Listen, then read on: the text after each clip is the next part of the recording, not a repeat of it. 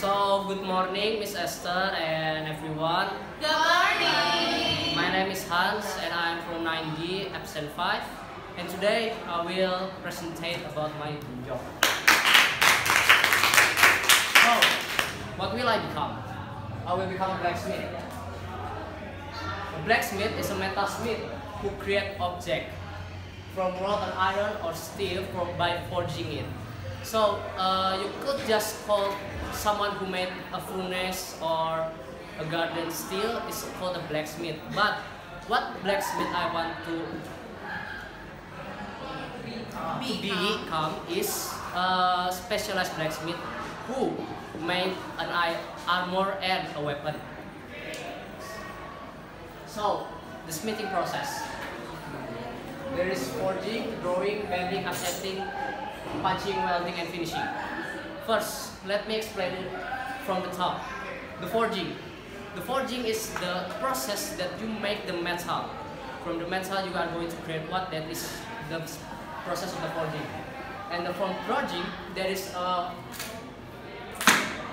some type of, from forging. There is drawing. The first drawing. Drawing is not a drawing like you draw on the paper, but drawing it's make the iron plank more longer. That's what is drawing. Then bending. As you know, bending is making the shape of the iron. Then the upsetting. What is an upsetting? Upsetting is make the iron make more thicker than the original was. Then punching. Punching was to making a hole in it, or maybe we just make it a hole. Then is welding. Welding is similar to upsetting but with more advanced technique. Just making it thicker. Then the finishing. Well, the finishing is up to you what you're going to do to the sword or the thing that you are making. So I'm going to explain you the tool that's been. Oh wait, for a second. This is the type of the anvil that is being used for the blacksmith. First, the Paris London pattern. The second was the Ferris anvil. The third one is the European pattern. So what's the difference between it? I don't even know. You don't know? I don't know because when I search it, it doesn't really come up. What I can conclude it between my search, this anvil is used between its country. But one anvil that I still don't know where it's being used is the Ferris anvil. Well, the most common use is the European anvil because it's the plain one. So this is all the tool that we made. So let me explain it to once more. The hammer, the hand hammer. What is the difference between the hand hammer and the sledgehammer? First, a blacksmith do not work alone. You know, blacksmith needs help from someone. And the blacksmith who is work alone usually use the hand hammer, and those who assist them use the sledgehammer. And the sledgehammer is used by dual wielding with both hands. So it's create more powerful energy and make it more better. Then is what is the difference between chisel and set? There isn't. What's the difference? The only difference is the set is have the handle. So you see this is the handle. And for the chisel there isn't. There's only metal. So how can you use it? Well, use another hammer to pound it. So the set and chisel is made to cut the steel, whether it's from the hot one or the cold one. And the bits is to cut the metal so it doesn't let loose.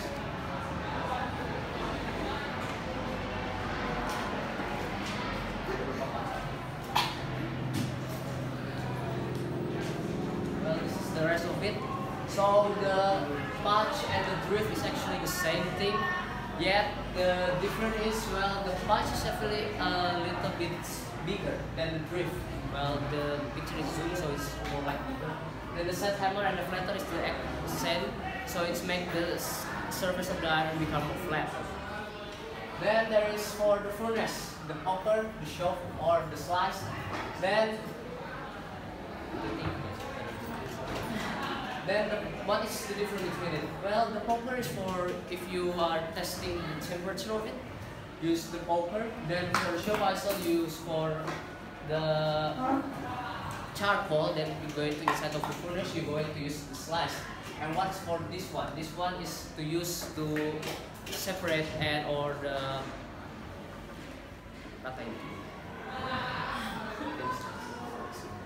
now, what I'm going to become a blacksmith? What blacksmith did I want to study?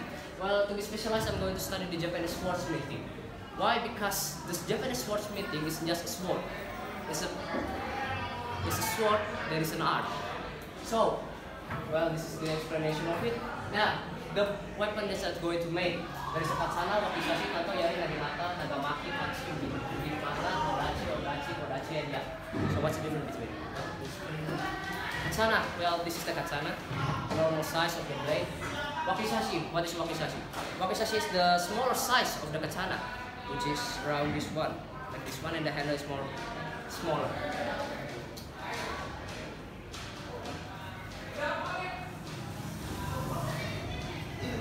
The tanto, what is the tanto? It's the smaller size of wakizashi, but with no suba. This is the suba. Yari, what is yari? Yari means spear in English. And what is naginata? Naginata is yari. But what's make the difference between the yari and the naginata? The tip of the blade. If yari is double edge, but naginata is one edge. And there is a suba in the end of the naginata. So nagamaki. What is nagamaki? Nagamaki is like this, but with the longer handle. Oh. Then tachi. What is the difference between tachi and katana? The reason? Well, people might not very know the tachi and what's the difference between it, but the katana is more not bent between the tachi. The tachi is more bent. So if you see the katana itself is bent, right? Now, if the tachi is more bent than the katana. Now for uchigatana, I forget what the shigatana is. Then odachi, kodachi. What's the difference? To be honest, the reason. Just a very large and big katana, more than this, twice bigger than this, and twice heavier than this. And what is ya?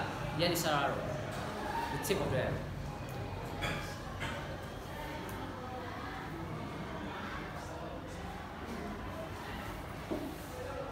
So let me explain to you first.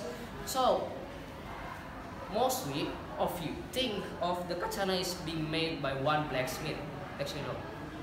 So the first thing that each person is different is going to make something different too. Like blacksmith cannot make the iron jewel, or you can it tamahagane. There's people who are going to make tamahagane with this one, with katara and the gloves. Then there is a blacksmith who smith the metal of it. Then there is a subamaki, which make this one, and sukamaki, this one. This is the sayamaki. This is the saya, or mean the scabbard. Seriously, sounds like some Sakamaki. Japanese food that, yeah, right? It is similar, but it isn't. So, what is a tatara? Tatara is the furnace that is being made, made the tamahagane. So what is tamahagane made from? From the iron sand. So the tatara, this one, is melting with stone. So if you're already done with the process of the tamahagane, you will break it. Break it, then with the hot tamahagane that's still melting, you are going to take it out. And then you will get the tamahagane from it. But I'm not going to become that. There is a different kind of job. So to make the katana, the material that you're going to make, tamahagane, special clay for the making of a hamon of the blade. The clay slurry, pine charcoal, and a rice straw. Rice straw? Yes, you need the rice straw. The rice straw that is going to be burned, then it's going to become a hot ash of the rice straw. This is called wanabane. Then you use that to reduce the temperature of the blade itself. So it's not going to overheat it and make too much carbon in it. For the tools, pliers, hammer, and tekokane. The plier is not just a normal plier, but it's the long pliers with this specialized being made for making a katana. What is a hammer? The hammer is used for the Japanese swordsmithing hammer, which is there is a long one for dual wielding and the smaller one for the hand. And what is a tekogane? I will explain you within the process of the lesson. So this is tamahagane. It's called the jewel stone. One of these costs about 15 to 10,000 dollars. Just one of them. So exactly the process. So what you're going to need to do. Well, this is for later, but so what you're going to do? The furnace of the making a katana is very different than other furnace. There is a below in the right hand, in the left hand of yours, which is making the temperature, and there is the charcoal, the pine charcoal you're going to heat hand in. Then after that, what you're going to do? Well, you're going to use the tamahagane that you have bought or you have to soak it into the pine charcoal that is going to burn. Now after that, you are going to check it out. Then you're going to pump it until it's going to be more like the bigger of this size to become more thinner. After thinner, you're going to break it. Why do you need to break it? Well, it is going to be used for knowing the difference between the kawagane and the shingane. So what's the difference between kawagane and shingane? Shingane is the more softer parts of the blade, and the shingane is the more harder parts of the blade. So how do you know after you break it?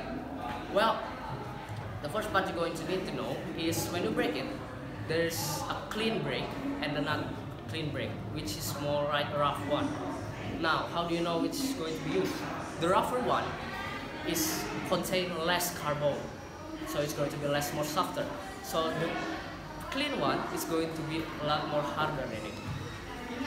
So after that, you are going to place it in the tekogane. What is a tekogane? It's just like a pile of steel, long one. Then you're going to heat it on the edge of it, and you're going to mix it with tamahagane. So tamahagane will become part of the tekogane. After that, what we're going to do with the breaking parts of the tamahagane, you're going to mix it. You're going to make it like assemble it. After that, what is going to do? Well, you're going to have some sort of paper, Japanese paper. Then you fold it in and you wrap it around it. Then what you're going to do after that is you're going to cure it with a glass rule, so it's tied in. After that, well, you're going to mix it with the wanabane, so it's concealed and you know it's not going to break apart. So after that, you're going to heat it again. As long as you are heating, it's going to become one. After that become one, you're going to pound it again, pound it and pound it and pound it. So after you're done and pound it, you're going to fold it. First part, you're going to fold it from this side, the exact way, like this. You're going to pound it like this, fold it. Then it's going to, after that, you're going to pound it and it will become one. Then after this side, you're going to fold it like this one. After that, you're going to pound it and fold it around many times so it's become thicker. But it's not going to be thicker, but the real reason is to make it thinner. After that, what we're going to do with the kawagane, the hard one? Well, you're going to fold it. After you fold it, you make it like a U shape. Then after the U shape, you use the shingane, which is the tamahagane with less carbon, to mix it. After that, you heat it and pound it again until it become one. After all it's done, you're going to make it make it longer than the original was and thinner. After that, the tekogane and the tamahagane will be separate, which is using the set with a hot set, and you're going to break it apart. So that's the first step of the process. There's still more. So after that, you're going to let it cool, set for a while. Well, it's still plain and it doesn't have any curve or like something like that. It's still plain and it's still straight. After that, you are going to heat it, the middle part of it.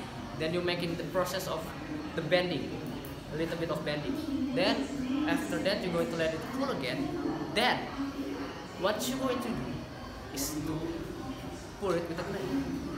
What clay that is being made? The clay is being made within the charcoal and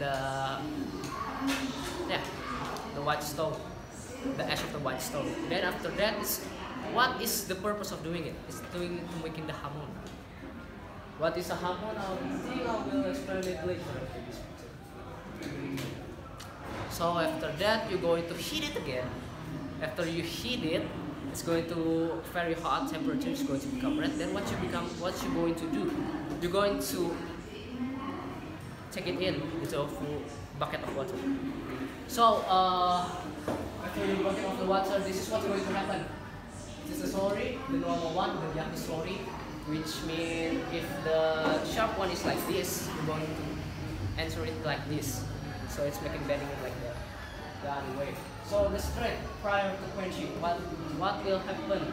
What are you going to do to make that happen? Well, actually it's just going to wait until the temperature of the blade is going to be normal, then like that. And yeah, after that you're going to doing the rough polishing.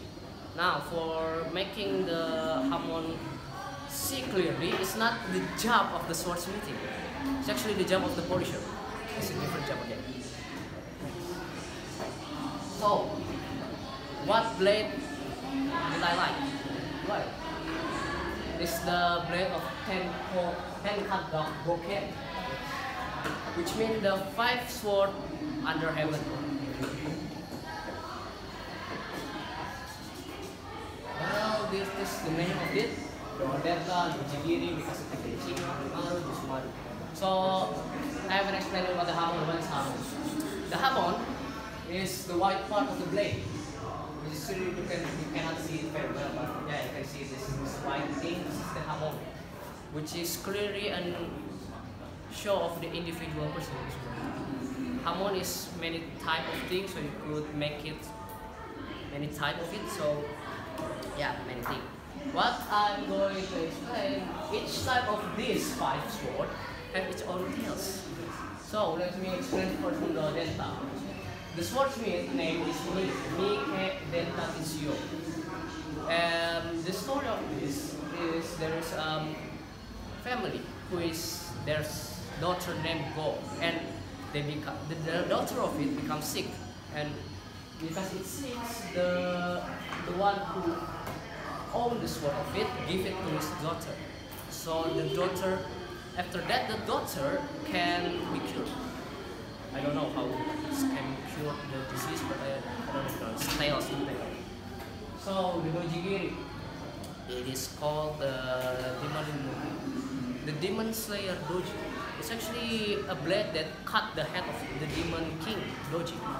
Yeah, it's very intense. So the Mikasuki Munechika. The Mikasuki Munechika, the Mukasuki means it's a crescent moon blade.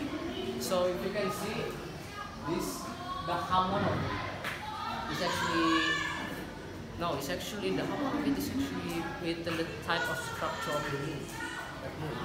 Then the Onimaru tells is a little bit weird because the Onimaru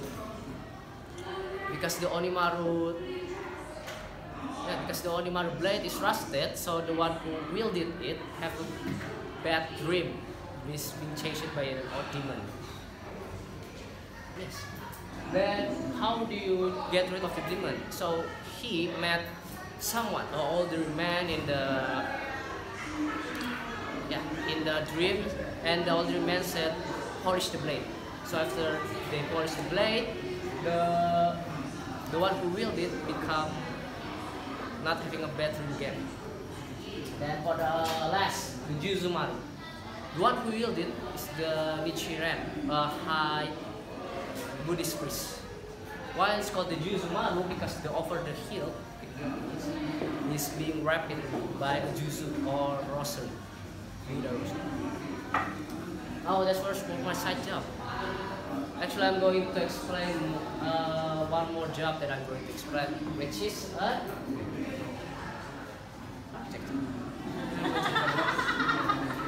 I know this video is going to be long. So, What is an architect? It's an individual for planning, designing, construction, building, and any other aspect. Next. Why do I want to become an architect? Why? Because the art and the science of designing building. Because it is the art and the science of designing building and non-building structure. So, things that you should have. You should have to become an architect. Well, first you need to draw well, good at math, the proficiency of the language, which means you can use well your language, and the creativity and the consciousness. What is consciousness? Well, it's discipline. Well, for the four things beside consciousness, if you don't really good at it, you don't have to. But what you need to do, what you need to have, is the consciousness. Discipline. Next. So this is my plan for college of engineering and architect. It's in the Technology Bandung or the Universitas Carlos Katolik. Which one of these two that you will most likely do? It's in the Technology Bandung. So who is starting? Leonardo da Vinci. Why Leonardo da Vinci? Because he is the one who made the Italian Renaissance make better building in the Italian Renaissance. Well, this is actually the thing that he drew and done in his age. And that's all for my dream job. Thank you. Yes! Yes! Question? Yes, question time please. Jen, Karin, Dylan. Since when you want to become a blacksmith? 1 month ago. A month ago, but with such knowledge. Yes. Okay, what started? What triggers you to then like blacksmith today? It's actually from TBI. Oh, okay. In TBI, I played with Raymond, then I came up with an idea. Let's be a blacksmith. Okay. Okay. Karin? Dylan?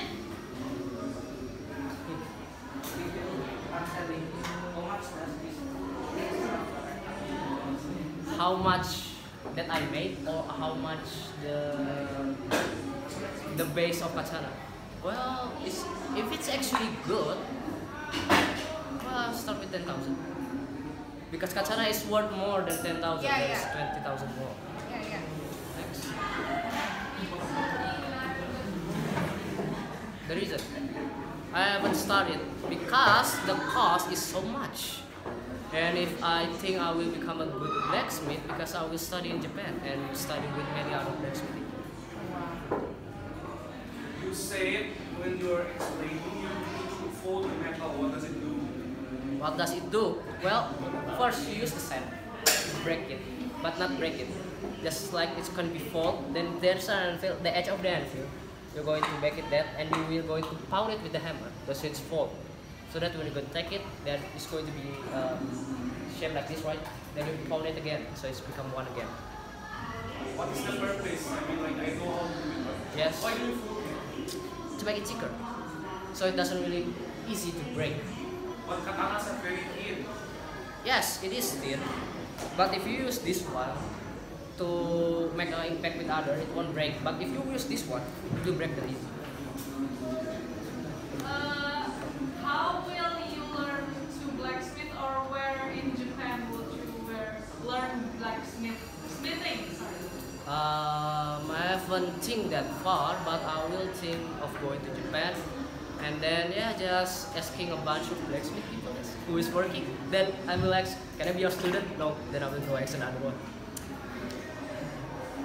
You see the katanas have those like this grooves on their like sharp edge, right? Yes. What does it do to the blade of the ice? Which one? The blackish grooves like on the katana, it's like a very staple thing. It's actually not black, it's white. It's called Yeah, it's hammer. white, it's like groovish thing. What it is, it shows the personality of the one who made it. So it's based on the blacksmith, it will go on higher prices. Are there still many blacksmiths in Japan? Traditional or not? Both. Both. For the traditional, it's not that much. It's quite few. Well, fewer than not the traditional. Well, if not the traditional, you can watch blacksmith. like men at arms, you could, yeah, they could make katana too. Well, in Japan, it's not very much because of the metropolitan city. Yeah.